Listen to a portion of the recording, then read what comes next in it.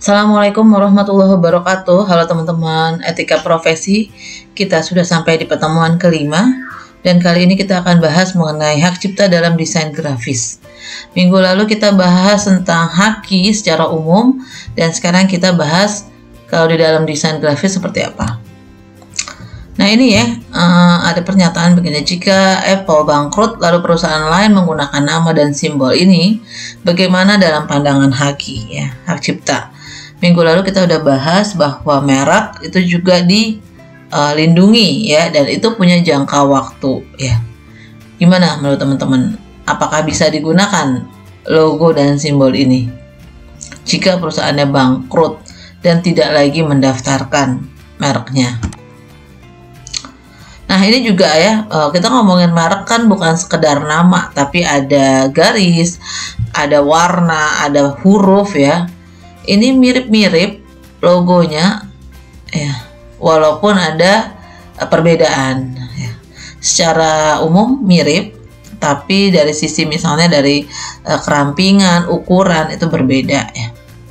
Ternyata banyak banget di dunia ini perusahaan, organisasi atau apapun yang memiliki logo yang hampir mirip. Ini contoh yang lain ya, Blackburn, Loughborough juga begitu, cuman warnanya aja yang beda. Atau mungkin di Loughborough ada backgroundnya, ini enggak. Tebal tipisnya juga berbeda ya. Ada juga namanya sama, Dove, yang satu adalah sabun gitu, pembersih wajah, pembersih tubuh, yang satu makanan ya. Ini mirip-mirip juga, dibacanya juga sama. Sini juga sama, namanya Domino Sugar, Domino Pizza, Finlandia juga begitu ya. Nggak cuman logo ternyata, tapi juga nama juga banyak yang sama. Jadi menurut Mike Davidson, seorang pendiri dan CEO Newsline, dalam logo desain pendapat pesimis yang mengatakan bahwa semua sudah pernah dilakukan mendekati kenyataan dan hanya desainer yang sangat kreatif juga bijaksana yang bisa berdiri tegak di tengah dunia yang penuh kesamaan ini. Jadi orang-orang yang punya idealisme yang sangat tinggi gitu ya, berusaha dia nggak sama. Walaupun kita juga nggak tahu gimana cara ngeceknya, tapi kan sekarang udah ada software ya untuk ngecek misalnya gambar kamu itu sama atau enggak ya. Itu udah ada. Nah ini juga gitu, ini juga ramai sekali dan ini merupakan kasus yang banyak diperbincangkan orang di kelas-kelas etika profesi desain grafis. Jadi ada Starprea, ada Starbucks.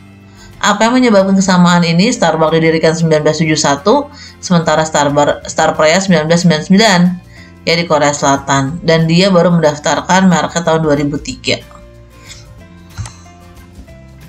Di Indonesia juga begitu, logo juga banyak yang mirip-mirip ya, Gojek tuh ya.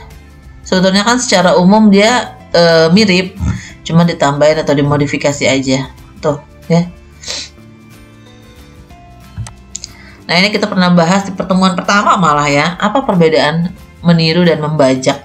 Ini ada undang-undangnya, pengambilan bagian yang paling substansial dan ciri khas ya itu dianggap sebagai meniru. Persamaannya baik meniru dan membajak keduanya dilakukan tanpa izin, karena kalau diminta izin gak bakalan dikasih gitu ya, kemungkinan besar gak dikasih lah. Perbedaannya kalau menjiplak artinya memperbanyak karya orang lain tapi diakui sebagai karya dia, tapi kalau membajak udah diperbanyak juga diperjualbelikan gitu loh, disebarluaskan ya, dan mengaku-ngaku ya. Lalu yang namanya ide itu yang mana? Kalau misalnya kita dengerin lagu, refnya sama, tapi liriknya beda, apakah itu jiplak? Ada tema, irama, garis, warna. Ini pernah ditanyainnya sama teman kita. Nah, kalau lagu kan saya pernah jelasin 8 bar pertama ya. Kasus, hak cipta hanya diberikan pada ciptaan yang sudah diwujudkan, sedangkan ide itu sendiri tidak dilindungi. Ini juga di pertemuan kemarin.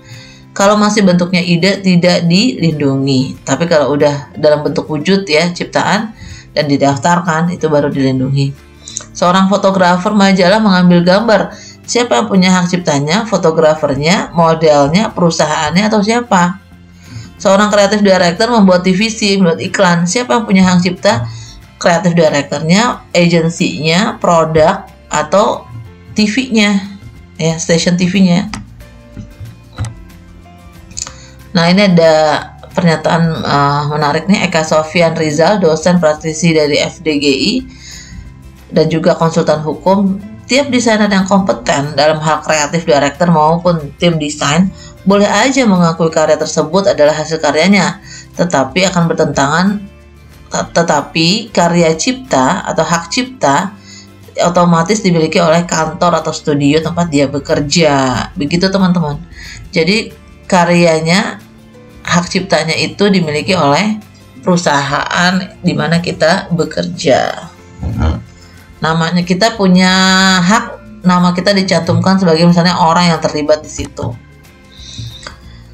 Hak cipta bukan bertujuan untuk membatasi kreativitas, tapi justru menyuburkan kreativitas. Ya, jadi tujuannya bukan orang jadi males harusnya, tapi justru kita malah termotivasi. Ada pencipta, ada hak cipta, ada ciptaan. Ini poin penting dalam mengurus hak cipta. Ya, kalau pencipta adalah orang atas inspirasinya melahirkan ciptaan, kemampuan berpikir, imajinasi, kecekatan, ya, dan menuangkan ide-ide tersebut ke dalam bentuk atau dalam wujud. Sedangkan hak cipta, ya, hak cipta atau ciptaan artinya karya pencipta. Ya, bentuk-bentuknya adalah karya tulis, program komputer. Kalau hak cipta yang kemarin kita udah bahas ya teman-teman, hak cipta itu hak yang dimiliki oleh pencipta. Nah, ini bentuknya minggu lalu juga kita bahas. Ada foto, ada artikel, ada karya ilmiah yang lain, ada gambar, ada naskah drama, patung, ya. Ini berbagai hak lainnya. Right to publish biasanya berhubungan dengan scientific literary works.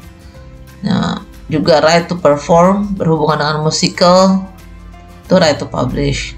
Right to copy berhubungan dengan memperbanyak atau reproduksi. Makanya istilahnya ada copyright karena right to copy. Ini biasanya kalau kita nonton TV di akhir program ada tulisannya copyright, ya. Artinya dia bisa mereproduksi, memperbanyak atau mererun. Ini beberapa perbedaan logonya, simbol R, ya, registered artinya mereknya terdaftar. Kalau trademark, ya kalau registered itu artinya merek mempunyai simbol, merek tersebut sudah terdaftar di daftar umum merek.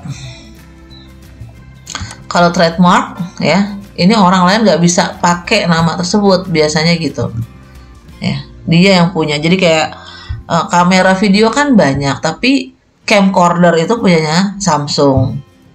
Terus kalau Sony namanya beda lagi, kalau Panasonic punyanya beda lagi. Ya, jadi itu trademark, nggak boleh perusahaan lain pakai nama tersebut, ya. Handycam tuh punyanya Sony gitu, nama tersebut punya Sony. Tadi ini ya, copyright gunakan untuk lingkup cipta, dengan kata lain karya tersebut orisinil. Penggunaan copyright digunakan walau karya tersebut tidak dapat dibuktikan dengan sertifikat hak cipta karena sudah melekat, ya teman-teman. Jadi ketika dipublish di media massa udah otomatis melekat. Komponen penting dalam karya grafis ada pencipta, pemegang hak cipta, objek ciptaan, dan kapan dimana dibuat. Jadi walaupun misalnya beda cuma 1 jam, tapi itu udah didaftarkan atau udah dipublish di media massa, tetap orang atau pihak yang pertama yang mempublikasi itu adalah orang yang dapat haknya.